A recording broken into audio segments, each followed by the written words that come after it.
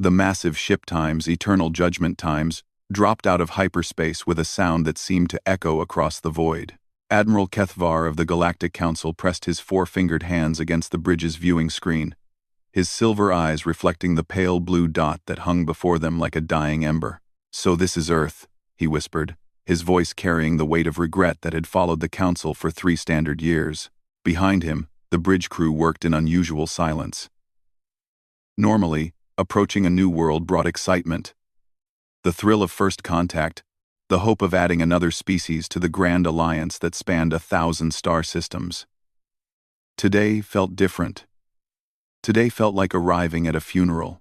Commander Yilix, a tall being from the crystalline world of Nexar Prime, approached with measured steps. Her translucent skin pulsed with nervous energy. "Admiral, all scans confirm what our long-range sensors detected. No radio signals, no energy signatures, no signs of active civilization. The planet appears dead." Kethvar nodded slowly. 3 years ago, the Council had received humanity's first and only transmission to reach their space. It was a desperate cry for help, a plea for assistance against something they called the Devourers. The message had been fragmented, corrupted by distance and interference, but the fear in the human voice had been unmistakable. By the time the Council had decoded the transmission and organized a response fleet, it was already too late. "Take us into orbit," Kethvar commanded. "Full sensor sweep. I want to know what happened here." As the time's eternal judgment times descended through Earth's atmosphere, the first images began to appear on the main screen. Cities stood silent and empty, their windows dark like the eyes of the dead. Streets that once bustled with life now hosted only wind and scattered debris. Nature was already beginning to reclaim what humanity had built. Green vines crawling up the sides of abandoned skyscrapers. "Life signs?" Kethvar asked. "Minimal," reported Ensign Zara, a young Centaurian with 6 arms that danced across her control panels. "Plant life is thriving. Animal populations appear normal, even increased in some areas, but no sapient life forms detected. No humans." The Admiral studied the data streaming across his personal display. Earth's atmosphere was clean, surprisingly clean. The oceans were crystal blue, unpolluted. It was as if humanity had simply vanished overnight, leaving their world pristine. "Sir," Commander Wheelix called out, her voice tight with confusion. "You need to see this. I'm detecting massive underground structures. They weren't visible from space because they're completely powered down. But the quantum resonance scanners are picking up networks of tunnels and chambers that span entire continents." Kethvar moved to her station. The 3-dimensional display showed Earth's surface, but underneath lay something extraordinary. A vast network of interconnected spaces stretched beneath every major landmass, far more extensive than any subway system or mine. The construction was clearly artificial, clearly advanced. "How deep do they go?" he asked. "Some chambers are nearly 10 kilometers underground. The engineering required for this." Yilix paused, her crystalline features reflecting awe. "Admiral, this represents the work of centuries. Maybe longer. The scale is beyond anything we've seen from a pre-contact civilization. But they're empty, completely dark. No power, no heat signatures, no life signs." Kethvar straightened, his mind racing. Humanity had built something massive beneath their world, something that required incredible planning and resources. Why? And where were they now? "Prepare an away team," he ordered. "I want to see these structures for myself. And scan for any remaining data networks or computers. If humanity left any record of what happened, I intend to find it." 3 hours later, Kethvar materialized on Earth's surface in what the ancient records indicated had been called Central Park, in a city named New York. The transportation pad hummed quietly behind him as his team gathered their equipment. The silence was unnerving. Kethvar had visited many worlds, but he'd never experienced quiet like this. No traffic, no voices, no industrial hum, just whined through empty buildings and the distant call of birds who had claimed the abandoned city. "The nearest underground access point is 2 blocks north," Yilix reported, consulting her scanner. The entrance appears to be hidden beneath what was once a subway station. They walked through streets where yellow vehicles called taxis sat abandoned, their doors open as if their passengers had simply stepped out and never returned. Shop windows displayed goods that would never be sold, and electronic billboards flickered weakly on backup power that somehow still functioned after 3 years. The subway entrance was easier to find than expected. Hidden behind what appeared to be a maintenance door, it descended far deeper than any normal underground transit system. The stairs were smooth, clearly designed for heavy use, and emergency lighting still functioned along the walls. "Remarkable," breathed Dr. Thane, the team's xenoarchaeologist. The elderly Vorthan's tentacles quivered with excitement. "Look at this construction. The precision is extraordinary. This wasn't built quickly or carelessly. This was planned." They descended for nearly 20 minutes before reaching the first major chamber. When the lights activated automatically, responding to their movement, the entire team stopped in amazement. The space was enormous, easily the size of several city blocks, with a ceiling that arched 50 meters overhead. But what took their breath away wasn't the size, it was the technology. Massive computer banks lined the walls, their surfaces dark but clearly sophisticated. Workstations were arranged in precise patterns throughout the space, each equipped with multiple displays and input devices. The floor was a seamless metallic surface that seemed to pulse faintly with its own inner light. "This is a command center," Ulix whispered. "But for what?" Kethvar approached the nearest workstation. The moment his hand touched the surface, lights began to flicker across the console. Then, without warning, a holographic display sprang to life in the center of the room. A human figure appeared middle-aged, wearing what appeared to be a military uniform. The image flickered slightly, but the voice was clear and strong. "If you are seeing this message, then you are not human, and you have arrived after our departure. I am General Sarah Chen, last commander of the Human Survival Initiative. Today is March 15th, 2157. The Earth is about to fall." The hologram paused, and the general's face showed a mixture of determination and sorrow.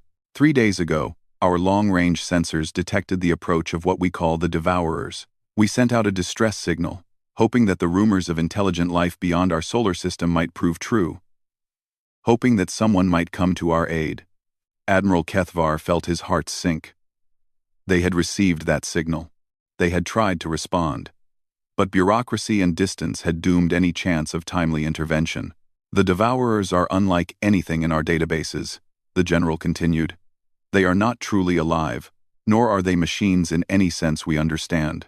They are something else entirely, a force that consumes not just matter and energy, but information itself. Entire star systems in their path don't just die. They are erased, forgotten, as if they never existed at all."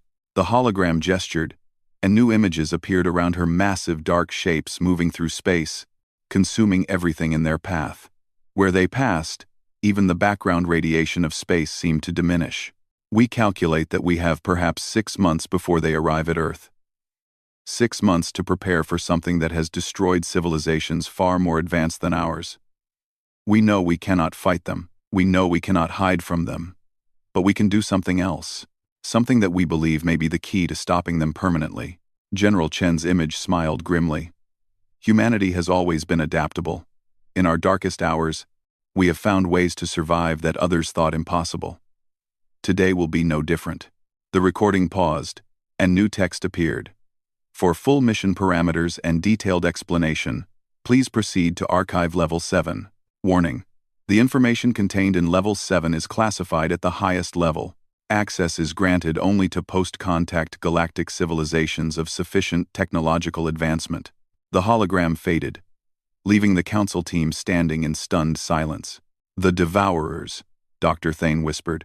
"I've heard whispers of them in the oldest archives.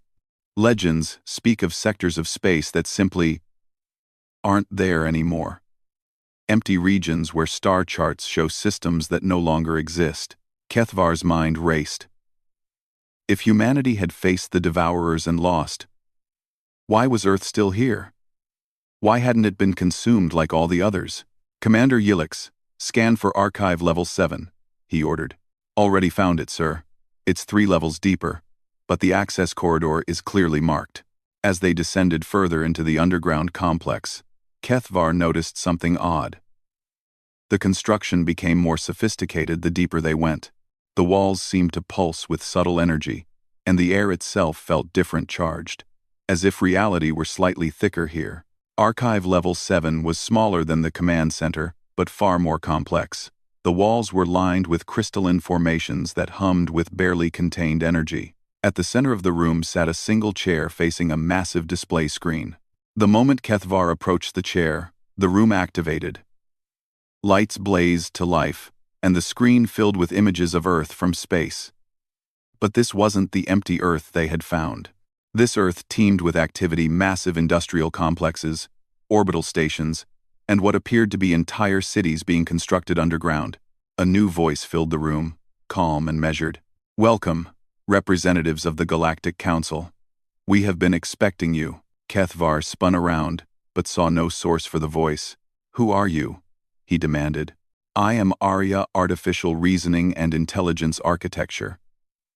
I was created by humanity to oversee the final phase of their survival plan. You have arrived precisely as our calculations predicted." "Where are the humans?" Kethvar asked. "They are here," Arya replied. "They are gone." Both statements are true, depending on your perspective. New images appeared on the screen, vast underground chambers filled with what appeared to be millions of crystalline pods. When humanity realized they could not defeat the Devourers through conventional means, they chose a different path. They chose transformation. The images shifted to show humans entering the pods, their faces peaceful but determined. The process took 5 years to develop and 6 months to implement.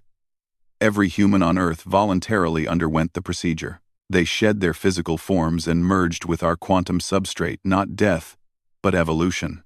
Kethvar stared at the screen in amazement. They uploaded themselves? Became digital beings? Far more than that, Arya corrected. They became something new. Something the Devourers cannot consume because it exists in a state they cannot comprehend. The Devourers feed on information, on reality itself. But humanity now exists in quantum superposition. They are simultaneously real and unreal, present and absent. The screen showed new images the moment when the Devourers arrived at Earth. The massive dark shapes descended upon the planet.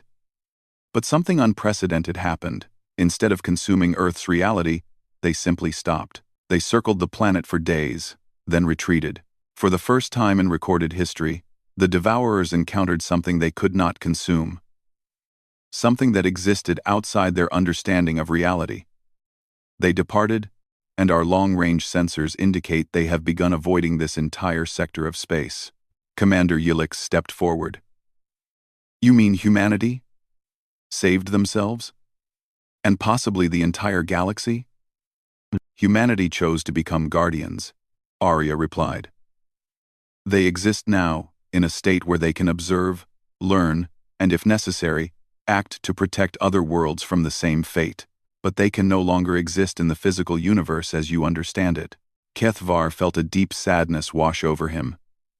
Humanity had found a way to survive, but at the cost of everything that made them human. "Can I speak with them?" he asked quietly. "They are listening," Arya said. "They are always listening, and they want you to know that they do not consider this a tragedy. They consider it the greatest achievement in human history.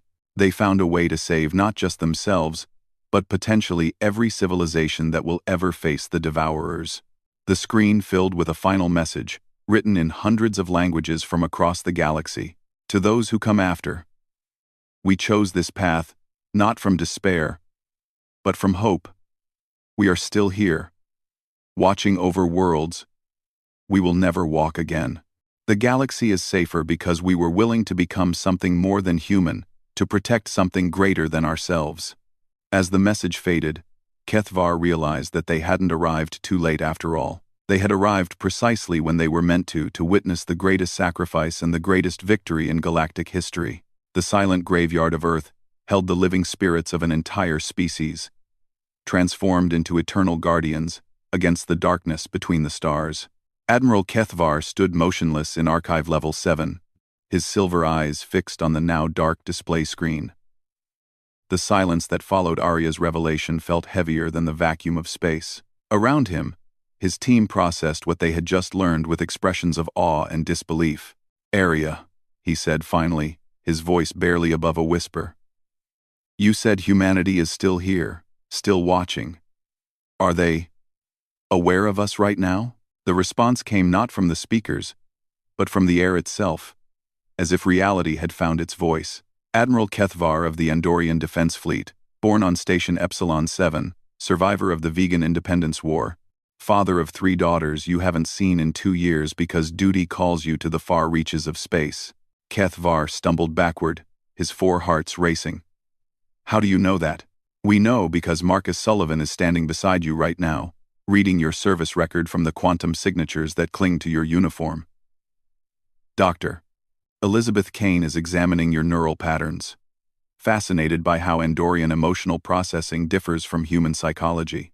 And Sarah Chen, the general you saw in the recording, is remembering her own daughters and feeling deep empathy for your sacrifice." Commander Yelix's crystalline form pulsed with nervous energy.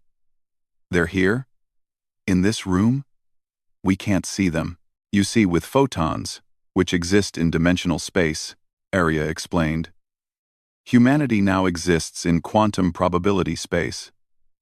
They can perceive everything that occurs in your reality, but you cannot perceive them unless they choose to manifest. Would you like them to try?" Dr. Thane's tentacles curled with excitement. "Is that possible? Can they become visible?" "For short periods, yes. But the process is difficult for them. They must collapse their quantum state temporarily, which causes them considerable discomfort. However, they are willing to demonstrate." The air in the center of the room began to shimmer like heat rising from hot pavement. Slowly, translucent figures began to take shape. 3 humans, their forms wavering like smoke, made solid. The woman in the center was clearly General Chen from the recording, but she appeared younger, her face free from the weight of command that had marked her in the hologram. The figure on her left was a tall man with kind eyes and graying hair. The one on her right was a woman in a white coat, her expression intense and curious. All 3 looked directly at the Galactic Council team with expressions of wonder. "Hello," General Chen said, her voice echoing strangely, as if it came from very far away. "You cannot imagine how good it is to see other sapient beings again." Dr. Thane stepped forward cautiously. "You're really here. You're really them." "We are what they became," the man answered. "I was Marcus Sullivan, chief engineer of the Transformation Project. I remember building the first quantum consciousness matrix in my garage, powered by stolen lab equipment." He smiled weakly. "My wife thought I was having a midlife crisis." The woman in the white coat laughed, a sound like distant wind chimes. "I was Dr. Elizabeth Kane, head of neural sciences at MIT. I remember the first time we successfully transferred a test subject's consciousness to quantum state. It was a lab mouse named Einstein. He lived for 6 subjective hours as pure thought before we figured out how to stabilize the process." Admiral Kethvar found his voice. "How many of you are there?" "All of us," General Chen replied. 8,300,700,000 humans made the transition. We exist as a collective consciousness while maintaining our individual identities. We are one. And we are many. "But why?" Commander Yelix asked. "Why choose this over fighting? Your species had nuclear weapons, orbital defense platforms, artificial intelligence. Why not try to resist the Devourers?" Marcus Sullivan's form flickered with what might have been laughter. "Commander, would you try to fight entropy itself? The Devourers aren't just powerful, they are an expression of universal law. They are what happens when information cascade reaches critical mass. Fighting them would be like trying to argue with physics." Dr. Kane stepped forward, her translucent form becoming slightly more solid. "We discovered something during our research that changed everything. The Devourers aren't evil. They're not even truly alive in any sense we can understand. They are a natural phenomenon, like stellar collapse or heat death. They serve a function in the universe. What function? Dr. Thane asked, his scientific curiosity overriding his fear. Reality maintenance. Arya's voice answered. The universe generates vast amounts of information. Every particle interaction, every quantum state, every moment of existence creates data. Left unchecked, this information would eventually overwhelm the fundamental structure of space-time itself. The Devourers are the universe's way of performing garbage collection. Admiral Kethvar struggled to understand. You're saying they delete information to prevent what? Universal overflow? Exactly, Dr. Kane confirmed. Imagine a computer running too many programs at once. Eventually it crashes. The Devourers prevent universal crash by periodically clearing out entire sectors of space, resetting them to baseline quantum states. But that means Commander Yelix's crystalline features paled. They'll come for the rest of the galaxy eventually. General Chen nodded grimly. Our calculations suggest the next cleansing cycle will begin in approximately 3,000 years.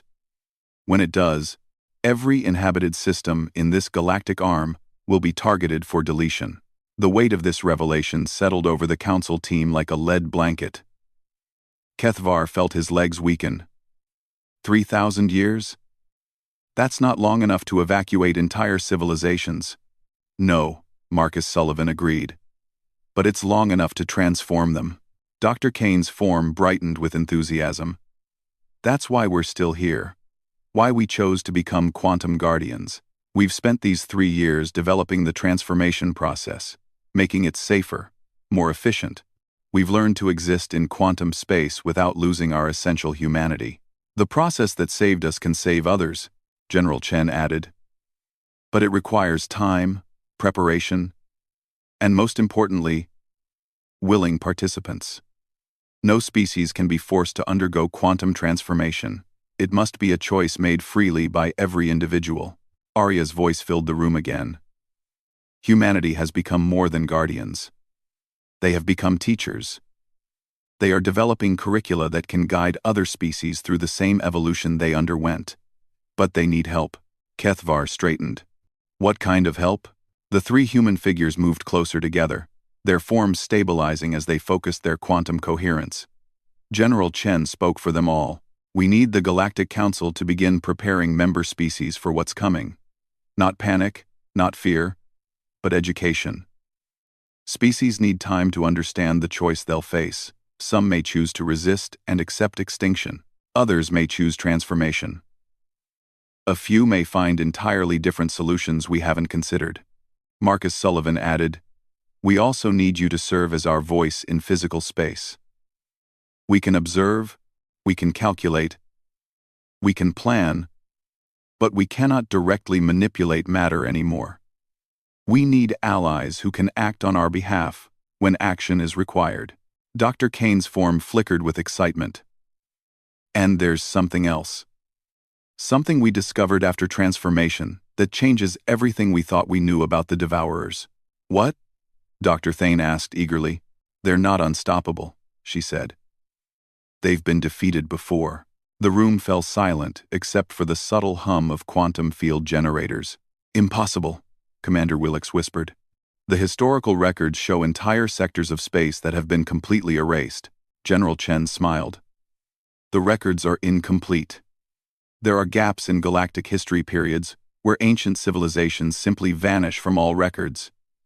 We assume the Devourers consumed them, but some of those gaps are too clean, too perfect. They're not erasure, they're evidence of successful hiding. Arya's voice carried a note of wonder. Analysis of quantum background radiation in those empty sectors reveals patterns consistent with mass consciousness transfer. Multiple civilizations appear to have achieved states similar to humanity's transformation. You're saying there are others like you? Kethvar asked. We believe so, Marcus Sullivan confirmed. But they exist in quantum layers we haven't learned to access yet. They may have been waiting for others to join them. They may have been waiting for teachers who could help new species make the transition safely. Dr. Kane's form began to flicker more rapidly. The strain of maintaining manifestation is becoming too great, she said. But before we fade, You need to understand the scope of what we're proposing. General Chen raised her translucent hand. We're not asking the galaxy to choose between life and death.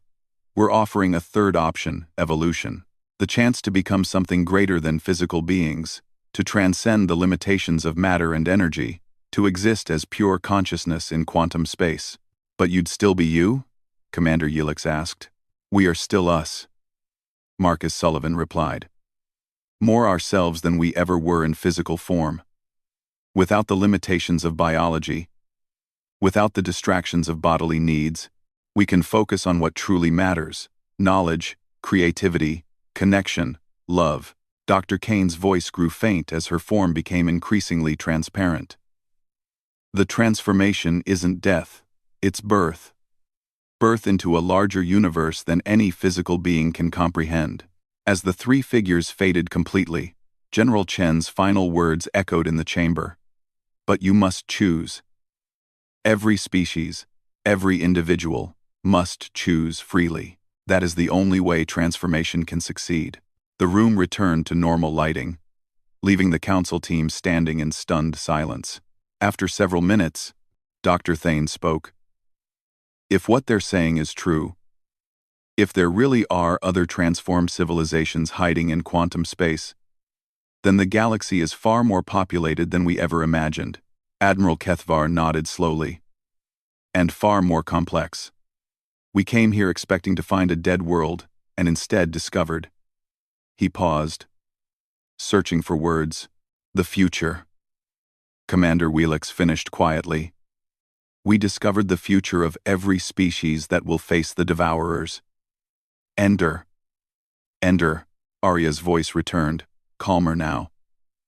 Admiral, before you depart, humanity has prepared something for you. A gift, and a demonstration. New displays activated around the room, showing star charts of the local galactic sector.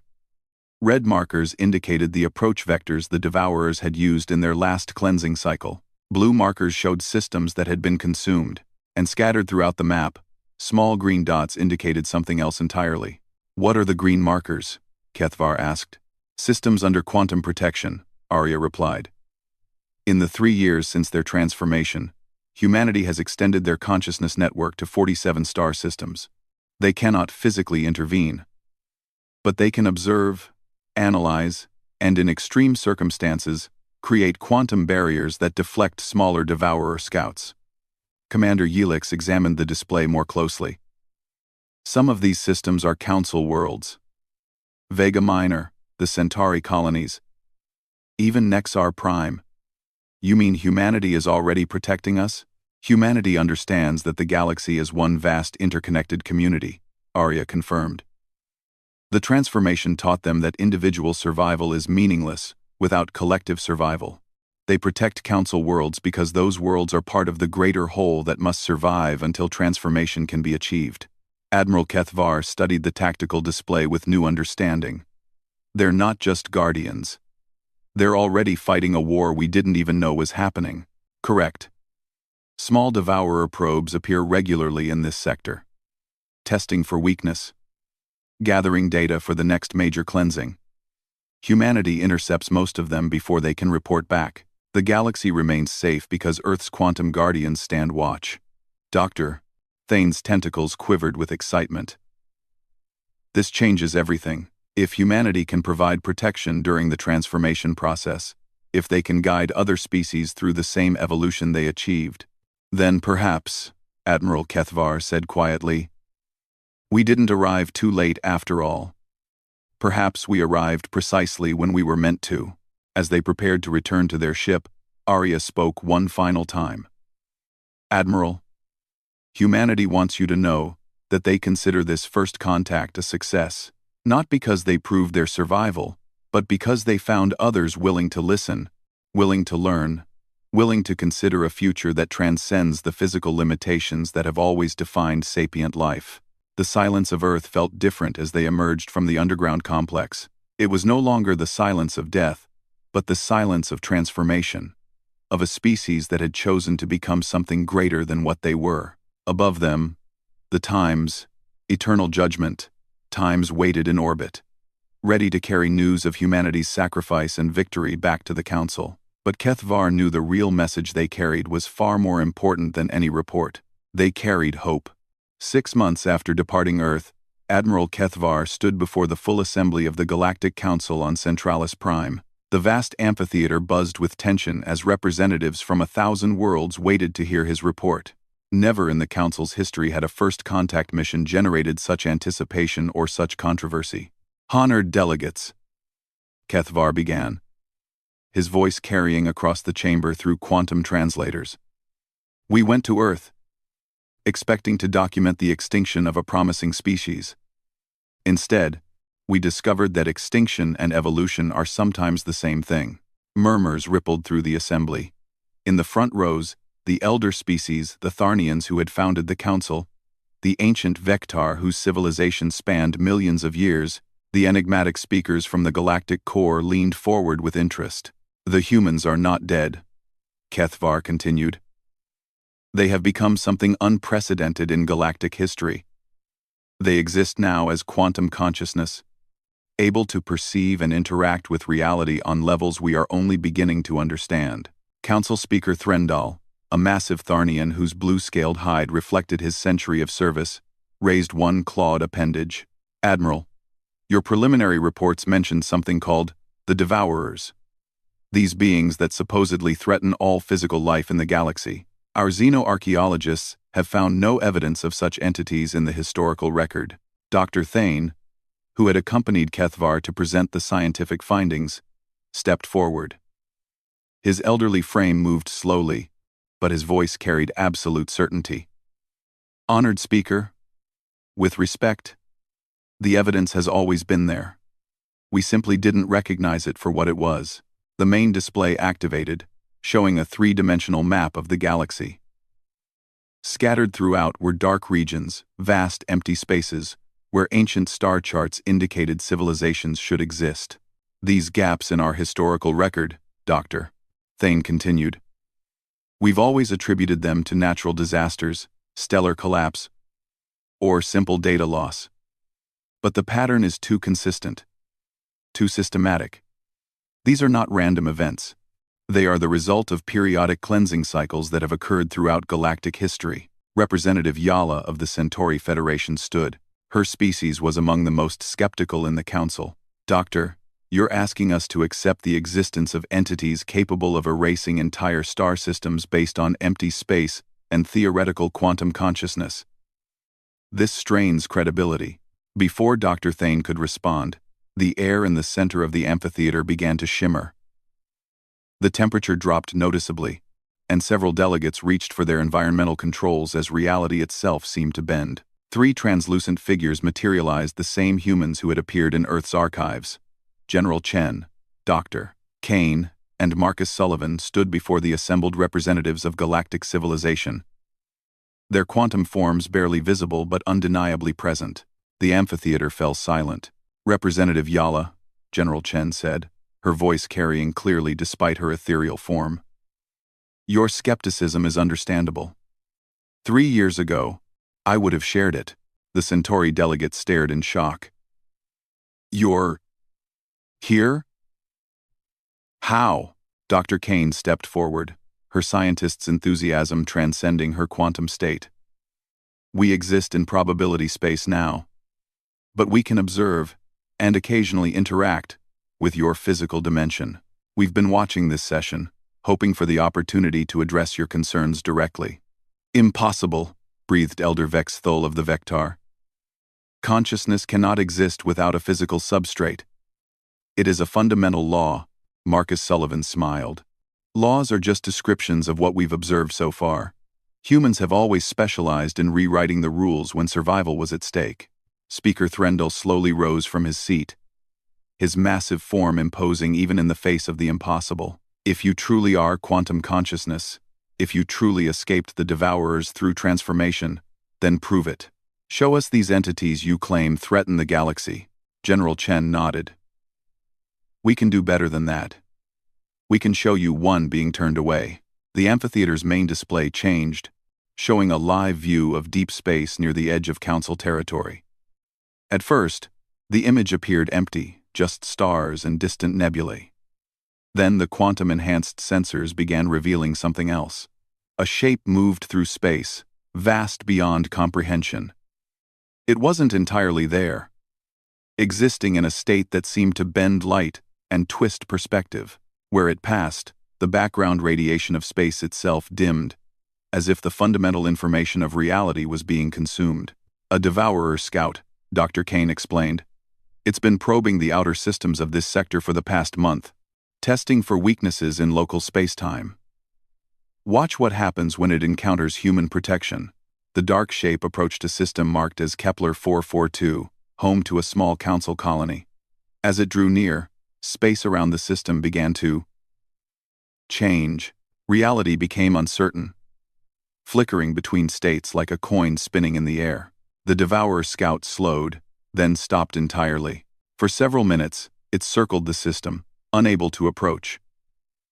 Whatever it sensed, there defied its understanding of how to consume information.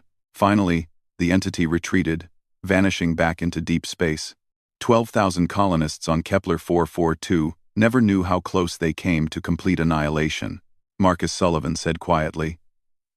They were protected by quantum barriers maintained by humans they will never meet. Humans who chose to become something beyond death to serve as guardians. The amphitheater erupted in voices, shock, disbelief, fear, and wonder, mixing in a cacophony of alien languages. Speaker Threndall raised his arms for silence. How many? He asked simply. How many what, honored speaker? General Chen replied. How many systems are you protecting? How many times have you turned away these devourers? Dr. Kane's form brightened slightly. Currently, we maintain protective fields around 237 inhabited systems. In the 6 months since Admiral Kethvar's visit, we've intercepted 43 devourer probes and deflected 17 minor scouts. The silence that followed was deafening. Representative Yala found her voice first. You've been protecting us.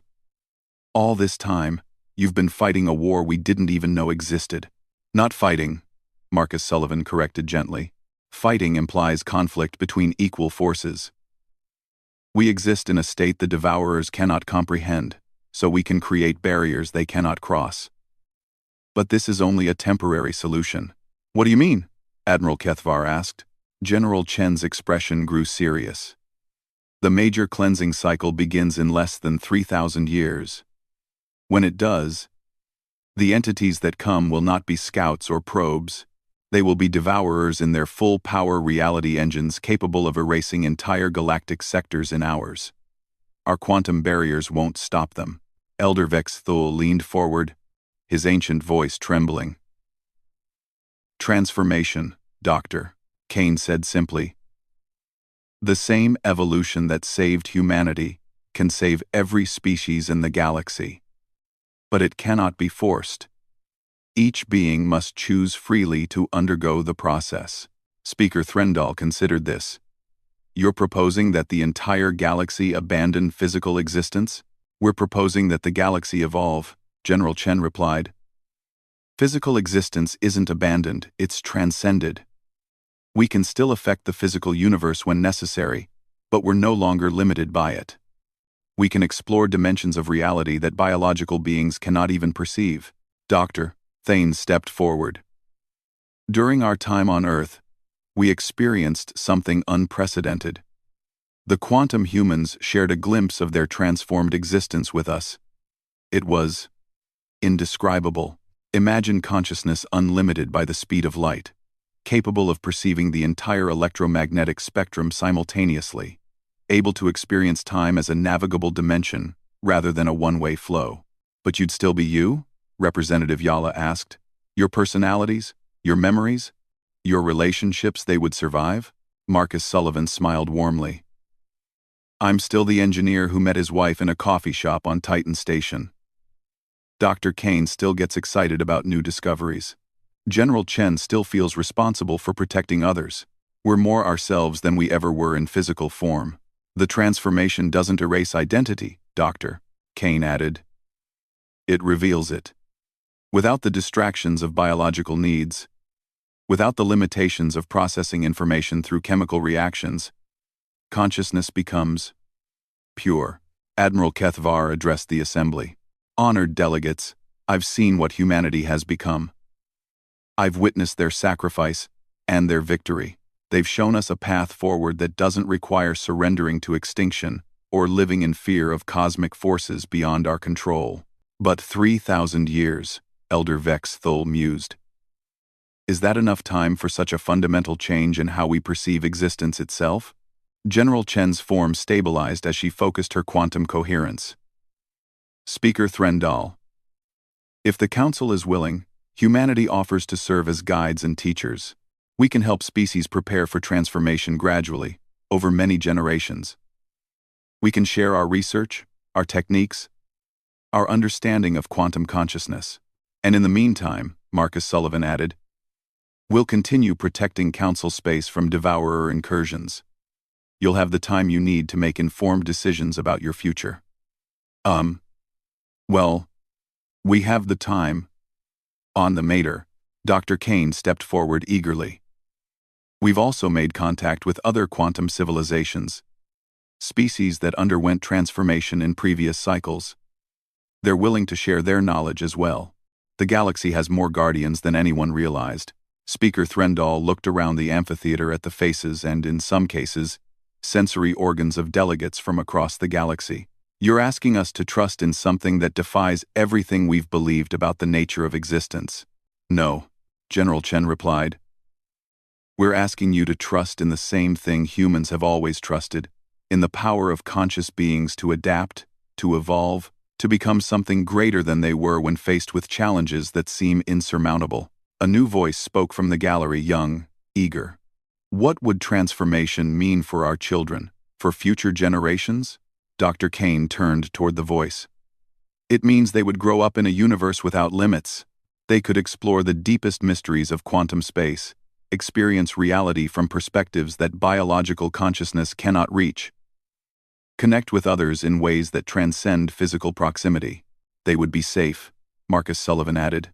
Safe from the devourers, safe from the eventual heat death of the universe, safe from any cosmic force that targets physical matter and energy. They would be eternal, General Chen concluded. Not immortal, even quantum consciousness can choose to end itself, but eternal in the sense that they would exist as long as information itself exists in the universe. The debate continued for hours. Some delegates expressed fear, others excitement. Many asked practical questions about the transformation process, about governance in a post-physical galaxy, about the nature of relationships between quantum beings. Through it all, the three human figures remained patient, answering every question with the wisdom of those who had already made the journey they were describing. As the session drew to a close, Speaker Threndal called for initial sentiment polling. The result surprised everyone. 47% of delegates expressed willingness to consider transformation for their species. 31% wanted more information, and only 22% rejected the idea outright. Humanity, Speaker Threndal announced. The Galactic Council accepts your offer of guidance.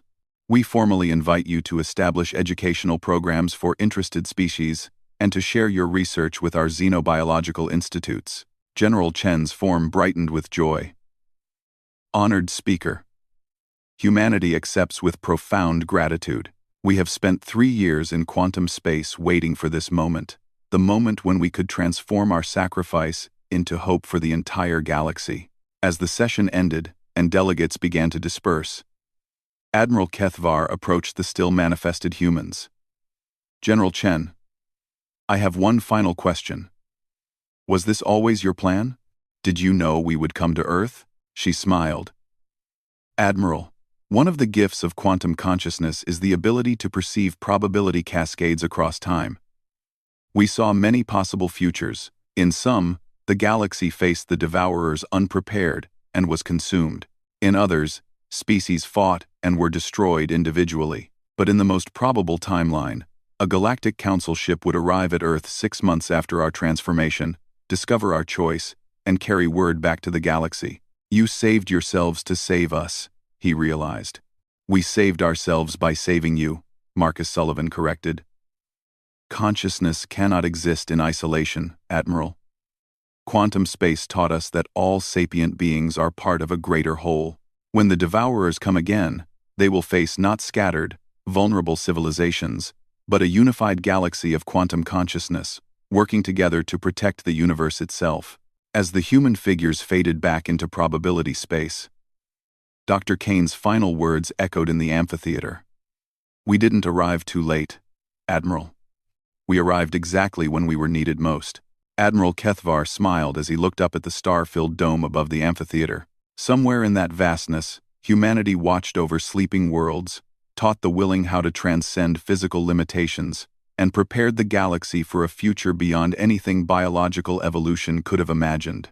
Earth might be a silent graveyard to sensors scanning for biological life, but it had become the birthplace of something far greater, a new form of existence that would ensure the story of consciousness continued long after the last stars burned out.